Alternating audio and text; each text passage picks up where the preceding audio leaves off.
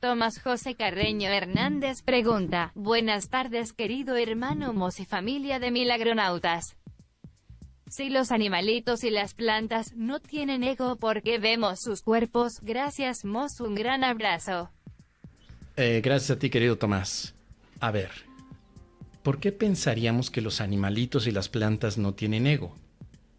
Segunda pregunta, ¿qué es el ego? Para empezar. Mira, la respuesta directa, así, de bolón ping-pong, la respuesta es que vemos plantas y animalitos no por su ego, sino por el ego del perceptor. Tú percibes, tú tienes ego y entonces ves cuerpos, que algunos llamas plantas y otros llamas animalitos. Esa sería la respuesta más académica y dogmática del curso, así, directo. Yo veo cuerpos porque mi mente tiene ego. Así, directo. No hay más, ¿no? Ahora, vamos a reflexionar un poquito. Vamos a ver un poquito al respecto. Hemos dicho que en ocasiones el curso de milagros nos hace reflexionar acerca de lo que significa estas experiencias, estas ideas. Vemos un mundo fragmentado debido a nuestro propio ego. Nuestro ego al final representa únicamente una visión equivocada de nosotros. Como nos dice esta sección, aunque solo puedes amar a la filiación como una sola, la puedes percibir como si fuera fragmentada. Y esto es interesante.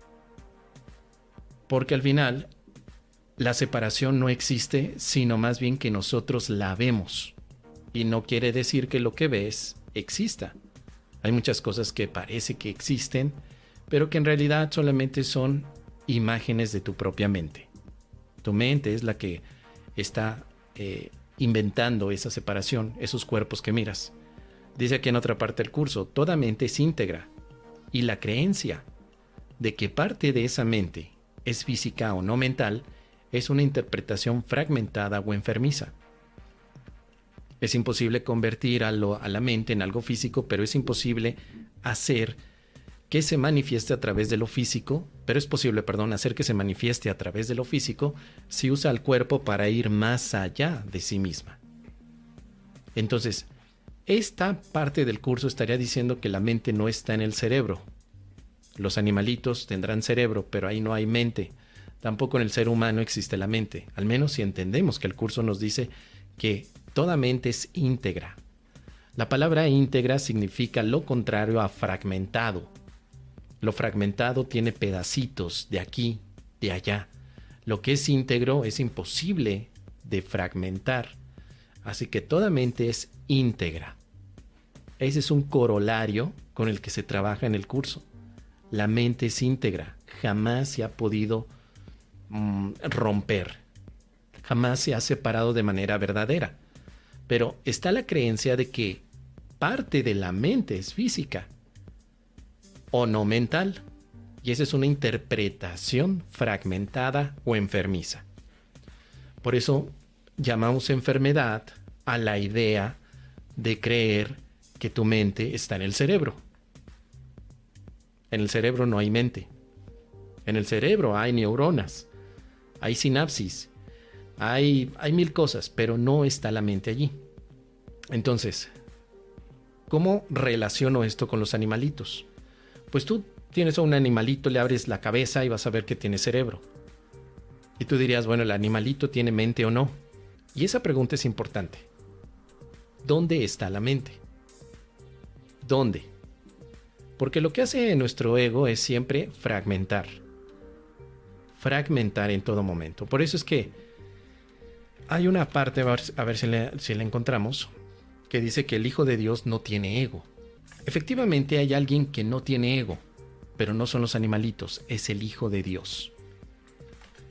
El Hijo de Dios representa, por supuesto, la mente íntegra. Y en una mente íntegra no puede existir el ego, debido a que el ego por sí mismo representaría lo contrario a la integridad. Todos los egos son el mismo, y por lo tanto representa un deseo de separación. Por eso es que el Hijo de Dios no puede inventar necesidades que su Padre no pueda satisfacer solo con que se dirija a Él. Por eso es por lo que dice aquí también, cada instante es un nacimiento inmaculado y puro en que el Hijo de Dios emerge del pasado al presente. Y así, cada vez que encontramos la palabra Hijo de Dios, estamos hablando de una mente íntegra, que nunca se separó. Una mente, como dice aquí, que no puede ser en ningún momento excluida de su Creador. Dice por aquí, la traición que el Hijo de Dios cree haber cometido solo tuvo lugar en ilusiones, y todos sus pecados, entre comillas, no son sino el producto de su propia imaginación. Su realidad es eternamente inmaculada. El Hijo de Dios no necesita ser perdonado, sino despertado. Entonces, los animalitos son imaginaciones del Hijo de Dios. Pero cuando los vemos como seres independientes, es cuando estamos incluyendo a nuestro ego allí. Hay que recordar una de las partes que tiene el curso de milagros sobre el tema del ego, que está como práctica en las últimas lecciones. Vamos a ver si la encontramos de bolón ping pong, como siempre. Aquí está, ¿qué es el cuerpo? El cuerpo ya lo vimos. Luego, ¿qué es el Cristo? ¿Qué es el Espíritu Santo? ¿Dónde está el ego? ¿Dónde está? ¿Dónde está? ¿Qué es el mundo real? ¿Qué es el pecado? ¿Qué es el mundo? ¿Qué es la salvación? ¿Qué es el perdón? Vamos a ver si lo encontramos así. ¿Qué es el ego? Aquí está. El ego no es otra cosa que idolatría. Es el símbolo de un yo limitado y separado, nacido en un cuerpo condenado a sufrir y que su vida acabe en la muerte. Entonces, el ego es idolatría. Los animalitos que percibimos nosotros son cuerpos que para nuestra visión mental significaría separación. Pero realmente es una ilusión. Una ilusión de separación, no una realidad de separación. Y esto es lo que quiere encontrar. El Hijo de Dios no tiene ego. Porque pensar que los animales no tienen ego ni las plantas es una equivocación también. Si queremos buscar aquello que representa el no ego, tendremos que decir que es el Hijo de Dios. Ahora, tú eres el Hijo de Dios, pero no con cuerpo. Cuando te ves como un cuerpo, te ves desde la visión del ego. Dejar el ego atrás te permitiría verte como el Hijo de Dios que no tiene cuerpo y por lo tanto no tiene ego. Efectivamente tenemos otra parte en el curso que nos habla acerca de la ilusión del ego-cuerpo. Esto viene, por supuesto, en el párrafo, ¿dónde está? Es uno de los primeros capítulos, ¿sí? Las ilusiones. La ilusión del ego-cuerpo como una sola palabra. No te está diciendo la ilusión del ego y la ilusión del cuerpo, sino más bien la del ego-cuerpo. El hecho de que tú veas animales y plantas ya está dando la indicación de que tu mente está utilizando al ego. Si no ocuparas ego, ni verías plantas, ni verías animalitos, ni verías ácaros, ni verías tacos de nenepil, ni verías personas buenas ni malas. El hecho de estar viendo un mundo de separación implica que estamos utilizando nuestro sistema de pensamiento llamado ego, es decir, nuestro sistema de idolatría. Por eso es que nos dice aquí justo ese punto. Cualquier sistema de pensamiento que confunda a Dios con el cuerpo no puede menos que ser demente. Y esto está interesante porque nos habla directamente de que el panteísmo no es validado desde el curso de milagros. ¿Qué quiero decir con esto? Muy simple. Hay personas que creen que Dios está en el agua, que Dios está en la ayahuasca, que Dios está en el pulque, que Dios está en los árboles, que Dios está en la silla, que Dios está en la cabeza, que Dios está en los ácaros. A eso se le llama panteísmo, que es una de las filosofías y espiritualidades en las que la madre tierra, Gaia, representa la divinidad que sostiene a la misma madre. Pero nos dice aquí el curso de milagros, por otro lado, que un sistema de pensamiento que confunda a Dios con el cuerpo, y por supuesto los árboles tienen un cuerpo, lo que vemos es un cuerpo físico, aunque sea árbol, eso es un cuerpo, nos estaría diciendo que entonces el sistema de pensamiento del panteísmo es demente. Dentro del árbol no está Dios. y por lo tanto tampoco dentro de los animales, efectivamente, ni tampoco en los seres humanos, ni en el cerebro.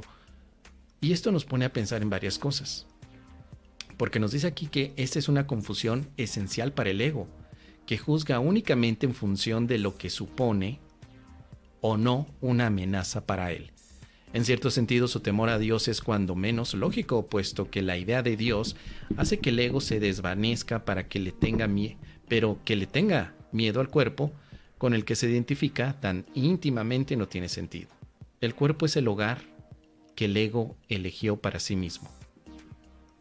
Todo esto que estoy leyendo nos hace pensar si verdaderamente lo que estamos viendo es real o parece real. Y aunque esta pregunta nos la hemos hecho muchas veces, muchas veces, no hemos tenido a veces el tiempo para poderla reflexionar y llegar a conclusiones desde nuestra propia práctica, no solamente a nivel intelectual.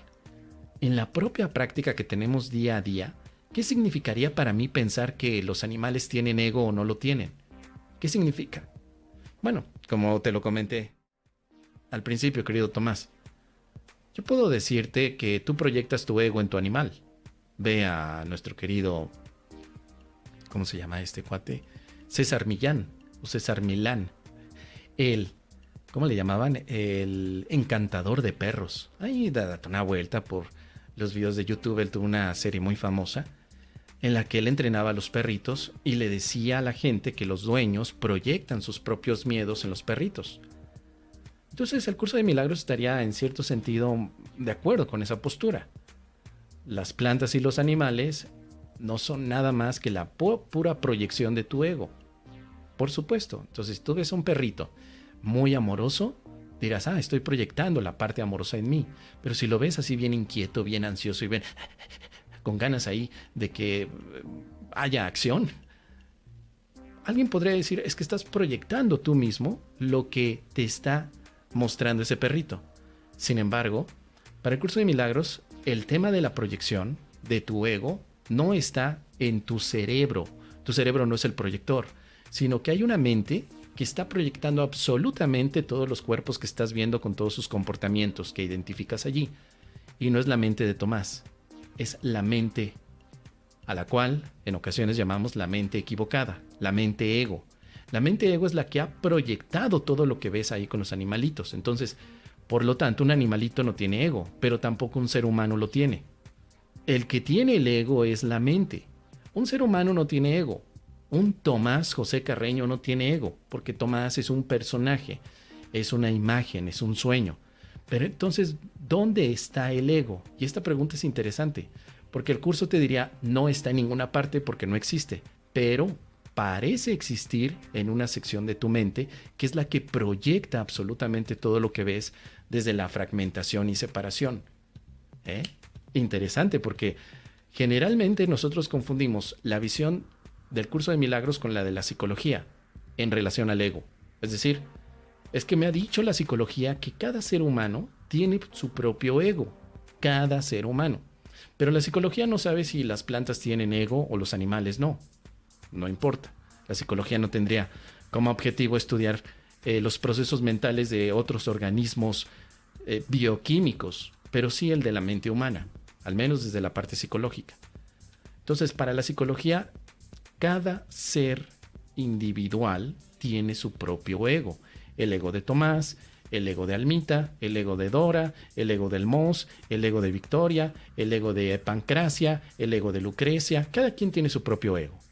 Pero llega el curso de milagros y le da una vuelta a este aspecto y te dice, no es que cada quien tenga su ego, es que hay un solo ego que está en una sola mente, que está dando la impresión de muchos cuerpos que interaccionan unos con otros.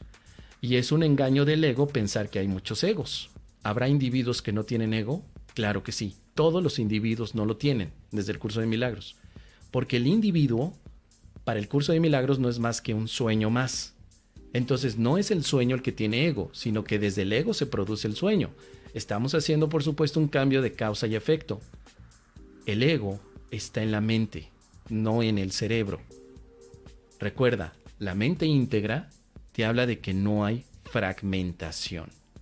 Pero el pensamiento de fragmentación, que llamamos ego o separación, te hace ver muchos cuerpos y luego creer que cada cuerpo tiene su propio ego y además pensar que hay cuerpiperros bien espirituales, muy gurús de la nueva era que te dicen yo no tengo ego y te voy a ayudar a quitarte tu ego. Pero el objetivo del curso de milagros no es quitar el ego individual, no es decirle este curso es para el personaje que tiene ego. Porque los personajes no tienen ego, los personajes son simples marionetas que son movidas por el ego que está en la mente, no en la mente del personaje. Así que todo esto nos lleva a revolucionar la manera en la que estamos pensando, porque no es psicología. Así como yo he dicho en varias ocasiones que el curso de milagros no es religión y no tiene sentido tratar de empatar las ideas por parte de la religión sobre Dios, sobre el Hijo de Dios y también sobre el pecado, podría decir lo mismo del tema de la psicología. No es necesario empatar el mismo concepto de ego de las diferentes ramas de la psicología con la que propone el curso de milagros. Por eso es que hay una clarificación de términos en donde uno de los tantos que se van a clarificar es qué es el ego para no confundir el mole con el pozole. Y de esa manera pues podamos entonces ver que no importa para dónde voltees, no hay nadie que tenga un ego mayor que el tuyo. Es el mismo ego, es la misma gata, no más que revolcada. Es exactamente lo mismo. No importa que tú veas a un maestro espiritual o que veas a un hijo de la guayaba y de la tostada. Si estás utilizando a tu ego, lo que ves ahí es el ego proyectado. La alternativa a la proyección del ego es la extensión del Espíritu Santo. ¿Sí? Porque alguien dirá, oye, muy bien, ya describiste todo lo del ego, pero estamos entonces condenados al ego. Y no es así. No es así. En realidad lo que está haciendo el curso de milagros es decirte, dejas al ego y activas al Espíritu Santo en ti. Dejas el miedo y activas el amor. Es activable, es usable, es como una aplicación en un teléfono celular, una app, que si no la ocupas, la app no va a funcionar. Entonces tienes en tu mente, o en la mente de todos nosotros, el sistema de pensamiento del Espíritu Santo que se trata de expresar el amor a todo aquel que llegue a ti. No andarle buscando el ego ajeno, sino más bien ver el amor en todos. ¿Qué te parece, querido Tomás? Déjame aquí tus comentarios. Ahí está.